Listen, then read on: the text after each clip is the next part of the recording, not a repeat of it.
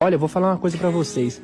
As pessoas mais incríveis que eu conheci esse ano, eu conheci através do Free Fire. As pessoas que eu mais amo hoje, as pessoas que eu quero carregar por toda a minha vida, eu conheci através desse jogo chamado Free Fire. Você tá achando que esse jogo influencia as pessoas a serem ruins, você tá muito enganado. Se você tá achando que esse jogo influencia as pessoas a fazerem maldades ou fazerem merdas na vida, você tá muito enganado. Eu tenho a certeza que esse jogo impediu um monte de gente de fazer merda. Você sabe por quê? Porque quando ele tava com um monte de problema, cara, quando ele tava cheio das crises dele, ele vinha jogar esse jogo e ele se deparava com amigos, pessoas que se importam, tá? Porque às vezes na família, a mãe tá cagando porque o filho tá passando.